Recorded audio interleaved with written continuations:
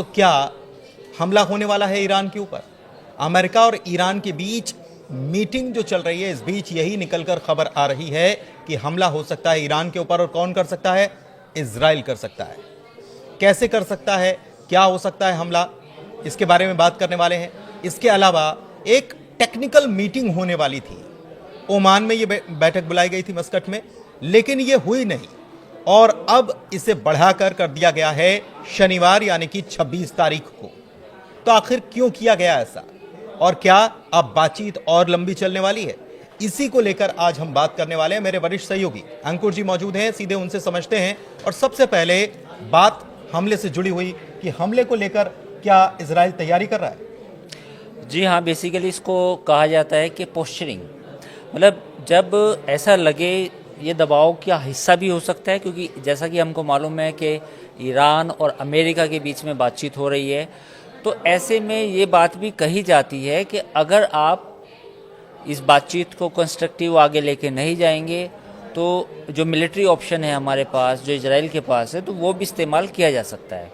तो इजराइल का बयान यही आया है, उन्होंने कहा है कि अगर टॉक्स फेल होती हैं, बातचीत फेल होती है, then we have military options. और मिलिट्री ऑप्शंस का मतलब ये है कि जो न्यूक्लियर फैसिलिटीज़ होंगी ईरान की, इजराइल ने उन पे अटैक करने की धमकी दी है। लेकिन इजराइल जब ये कहता है कि बातचीत अगर ठीक ढंग से नहीं चलेगी, लेकिन अमेरिका और ईरान तो कुछ और ही कह रहे हैं। वो तो कह रहे हैं कि बातचीत अच्छे तरीके से चल रही है। हाँ, ये एक बिल्कुल एक सही सवाल पूछा आपने, क्योंकि अमेरिका का जो रुख है वो ये है साफ तौर पे कि बातचीत से मामला सुलझ जाए, लेकिन इजराइल ने एक अपोजिट पोजीशन ली है। इजराइल का पहले भी मानना था कि वी हैव कैपेबिलिटी कि हम अटैक कर सकते हैं, और अगर ईरान के साथ बातचीत नहीं हुई तो हम अटैक करेंगे। लेकिन इसे यूँ भी समझना होगा कि इजराइल ईरान की जो तनातनी है वो अलग लेवल की है, अमेरिका और ईरान के बीच में जो रिलेशन है वो अलग है, क्योंकि इजराइल को डायरेक्ट थ्रेट है, वो उसी क्षेत्र में रहता है, वो वहीं रहता है। हाँ। तो वो इसलिए उसको जो रवैया है वो ज़्यादा एग्रेसिव है, और ईरान का भी रवैया इजराइल के प्रति एग्रेसिव है। तो दोनों एक तरह से पड़ोसी, उस तरह से पड़ोसी नहीं है पर पड़ोसी कह सकते हैं कि दोनों चूंकि साथ में है, आसपास हैं, तो वो ज़्यादा एक दूसरे के खिलाफ एग्रेशन दिखाते हैं। तो वही है कि अगर आपने बातचीत फेल हुई तो लेकिन आपने जो कहा कि कुव्वत हमारे पास है, तो इजराइल के पास क्या अकेले इतनी कुव्वत है या अमेरिका के बगैर इजराइल ऐसा कर भी नहीं सकता? देखिए, नहीं, ये बात तो सच है कि without American support Israel can do nothing. इतना तो आप भी जानते हैं, क्योंकि जो फाइटर प्लेन्स है F-35 की अगर हम बात करें तो वो भी अमेरिकन हैं। तो बिना अमेरिका के तो इजराइल उस तरह से हमला नहीं कर पाएगा, क्योंकि उसको सपोर्ट भी चाहिएगा उस रीजन में, क्योंकि बहुत सारी चीज़ें होती हैं, जैसे अमेरिकन सैटेलाइट हैं, सबको पता है पूरी दुनिया में है। तो जब आप कहीं अटैक करने जाएंगे तो you need map, you need data, so these data will come from the American satellite. और जो गल्फ ऑफ हॉर्मूज है यानी कि फारस की खाड़ी है, वहाँ पे भी अमेरिकन एयरक्राफ्ट कैरियर मौजूद हैं। तो they have also radar system, they also have the एक काउंटर ऑपरेशन भी कर सकता है वहाँ से। तो अमेरिका के सपोर्ट के बगैर तो इजराइल नहीं कर सकता। तो ये तो साफ है बात। एक चीज़ और कि टेक्निकल मीटिंग जो होने वाली थी वो बढ़ गई आगे। टेक्निकल मीटिंग तक पहुंचना ही अपने आप में एक अहम पड़ाव, इसको हम मान सकते हैं। लेकिन इस पड़ाव के बाद आगे क्या? क्योंकि अगर तकनीकी पहलुओं पर बात होगी तो IAEA के चीफ राफेल ग्रॉसी जो हैं वो अभी हाल ही में मुआयना करके भी आए हैं। वो बहुत सारी चीज़ें उन्होंने रिपोर्ट की है। तो ये सारी चीज़ें जो हैं ये क्या आने वाले तकनीकी पहलुओं पर जो बैठक होगी उसको और मुश्किल बनाएगी?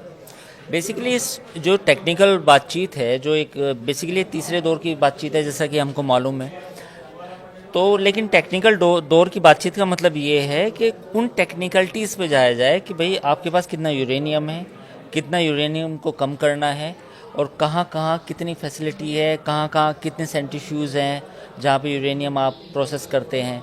तो ये टेक्निकल मीटिंग होनी थी, ये कैंसिल हो गई बिल्कुल, क्योंकि इस पे कुछ टेक्निकल चीज़ें सामने आई कि ईरान कुछ जानकारी देना चाहता था, कुछ नहीं देना चाहता था, अमेरिका कुछ और ज़्यादा जानकारी चाहता था। तो ये सब चीज़ें हैं। लेकिन इसमें एक इंटरेस्टिंग दिलचस्प बात मैं आपको बताना चाहूँगा कि रॉयटर्स की खबर है। रॉयटर्स ने ये खबर दी है कि नतांज परमाणु प्लांट जो है ईरान का, उस परमाणु प्लांट में 2 ऐसी सुरंग हैं जिसकी जानकारी ईरान ने किसी को नहीं दी है। तो हो सकता है ये मुद्दा हो, क्योंकि रॉयटर्स की खबर है वो जो 2 सुरंग हैं जो नातांज न्यूक्लियर प्लांट उन्होंने वो कर रखा है, बना रखी है, हाँ। उनमें कितना यूरेनियम रखा है, कितना थोरियम और रखा कर क्या रहे है, हैं? और वहाँ पे क्या कौन सी मशीनें हैं, क्या वो सेंट्रीफ्यूज भी वहाँ पे लगाए हुए हैं। तो ये जानकारी उन्होंने ईरान ने IAEA या किसी और थर्ड कंट्री को नहीं दी। नहीं दी।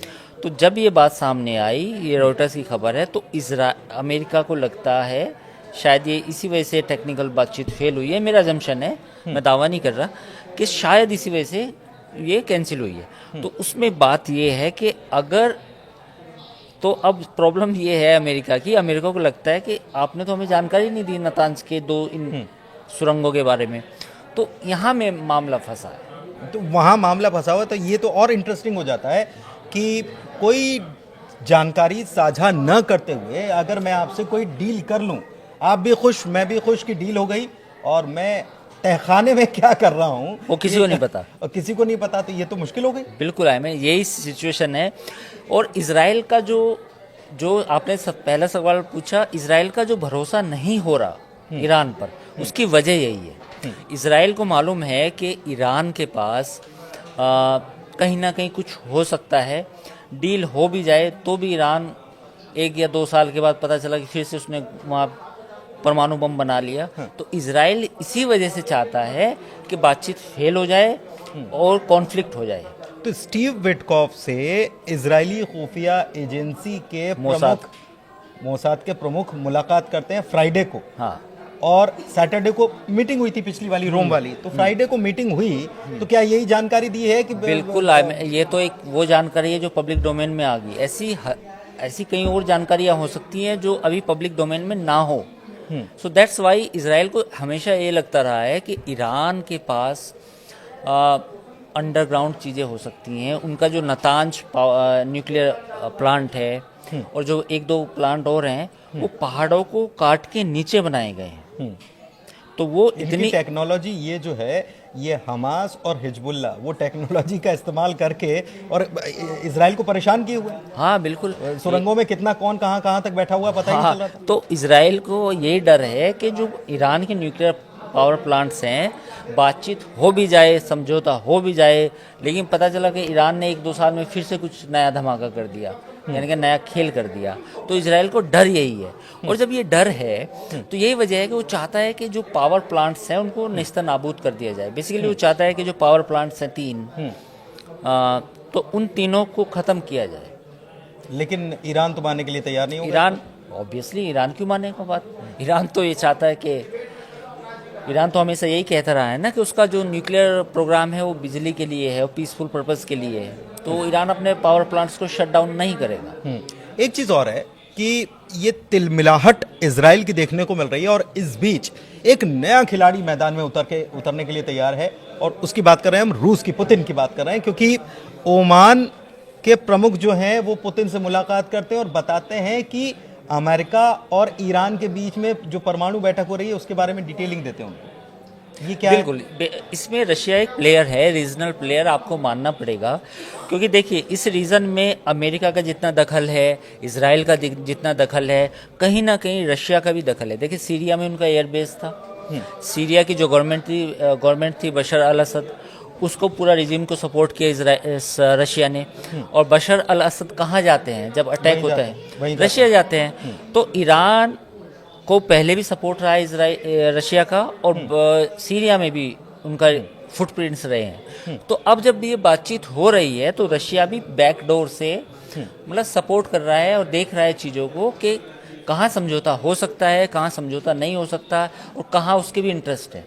तो ओमान के जो चीफ वहाँ पे गए थे वो यही बात करने गए थे। उसमें ये भी एजेंडा हो सकता है कि देखिए, हमारी जो हम बीच में जो बिचौलिया का काम कर रहे हैं उसमें 2 पार्टियां हैं, तो उसमें आप ईरान की साइड ऑलरेडी हैं, तो आप भी बताइए कि क्या क्या चीज़ों पे सहमति हम दिखाएं ना दिखाएं, क्या फैसला लें, ईरान को मनाएं ना मनाएं, आप मनाएं ईरान को या ना मनाएं। इसमें दोनों चीज़ें हैं। वाइस वर्सा भी है। इसमें ये भी हो सकता है कि अमेरिका ने ओमान से कहा हो कि आप रशिया को बोलिए कि ईरान पर दबाव डालें।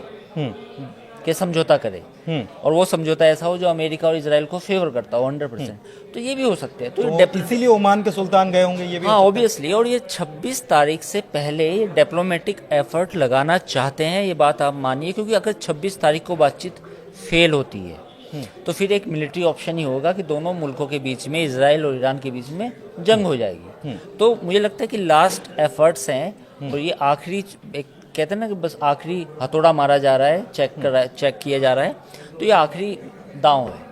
एक चीज और है कि इजराइल अमेरिका के ऊपर कहीं ना कहीं ये बात बयान कहकर और प्रेशर डालने की कोशिश कर रहा है कि आपको हमले के लिए हमको सपोर्ट करना चाहिए, लेकिन ईरान रूस को भी साथ में ले रहा है और दिलचस्प पहलू ये है कि सऊदी अरब भी साथ में आ रहा है रक्षा मंत्री। और इसके पहले मैं पढ़ रहा था 1999 में रक्षा मंत्री ने कभी सऊदी के रक्षा मंत्री ने दौरा किया था ईरान का, और उसके बाद अब हो रहा है। बेसिकली आपने सारे कनेक्ट्स को डॉट्स को कनेक्ट कर लिया है, बिल्कुल सही बात है। सऊदी अरब की विदेश मंत्री का वहाँ जाना वो अनप्रेसिडेंटेड था, ठीक है, क्योंकि पहले कोई ऐसे एफर्ट्स नहीं हुए। ओमान का रशिया के पास जाना, ईरान के विदेश मंत्री का 3 दिन पहले रशिया जाना, फिर तो ये सारी चीज़ें पूरे घूम के वहीं आएंगी कि जो भी डिप्लोमेटिक पोस्चरिंग हो रही है इस रीजन में, वो ये हो रही है कि final we have to take a call. हमें एक कॉल लेनी है जिसमें ये डिसाइड करना है ईरान को ये डिसाइड करना है कि उसके परमाणु कार्यक्रम का फ्यूचर क्या है। क्या उसका फ्यूचर ये है कि हम अमेरिका इजराइल की बात नहीं मानेंगे, हमारा रास्ता अलग है? क्या ये फ्यूचर है कि नहीं, हम बातचीत कर रहे हैं और उस मामले को निपटा देते हैं?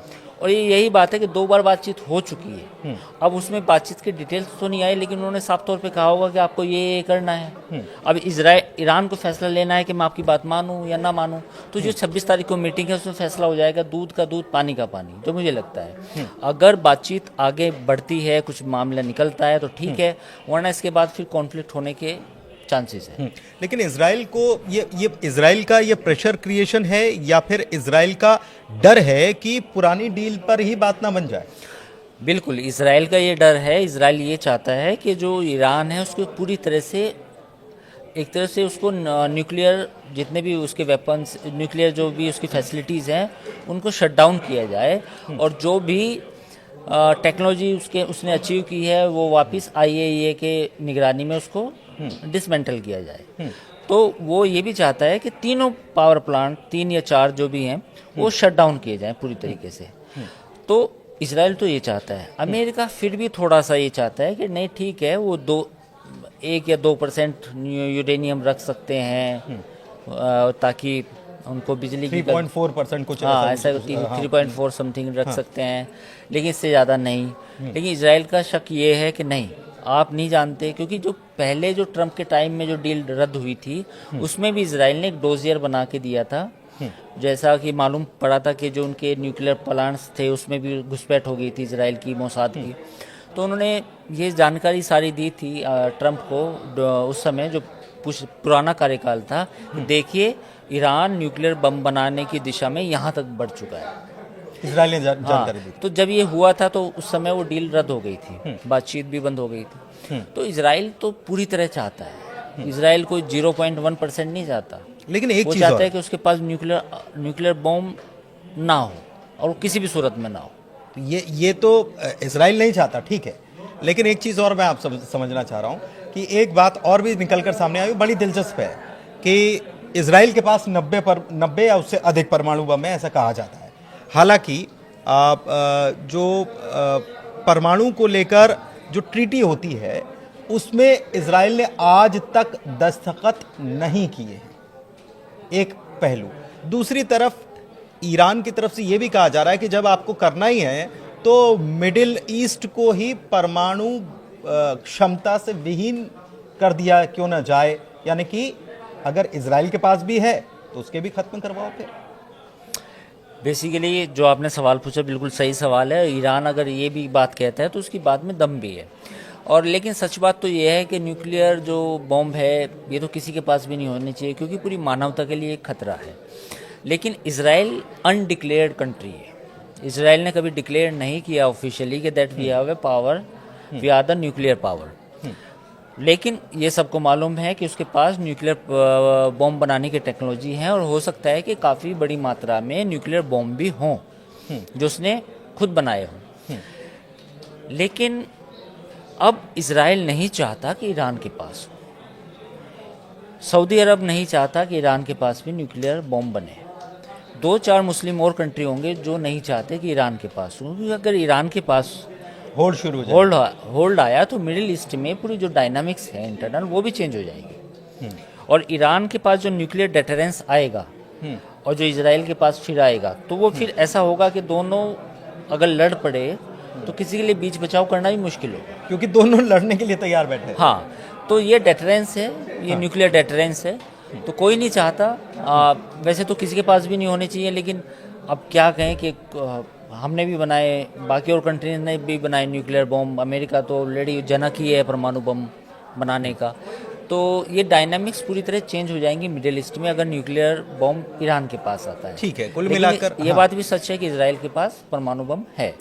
तो कुल मिलाकर 26 तारीख पर बात आ टिकी है। 26 तारीख को मीटिंग होगी। आज जो मीटिंग होने वाली थी वेडनेसडे को, वो कैंसिल हो गई, 26 तारीख को होने वाली है। हो सकता है कि उस मीटिंग में जो टेक्निकल एस्पेक्ट पर जो मीटिंग होगी उसमें जो चीजें निकल कर सामने आए उसको लेकर एक और मीटिंग हो सकता है उसी दिन ना हो, उसके बाद ये मीटिंग हो सकती है। तो जो भी है, लेकिन इजराइल कह रहा है कि 26 तारीख को बात नहीं बनी तो हम हमला कर देंगे। अमेरिका का साथ देगा या फिर अमेरिका इस बयान को लेकर इजराइल को झिड़की पिलाने वाला है, खैर देखना होगा। फिलहाल इस वीडियो में इतना ही। हमारे चैनल को लाइक कीजिए, सब्सक्राइब कीजिए। बहुत धन्यवाद।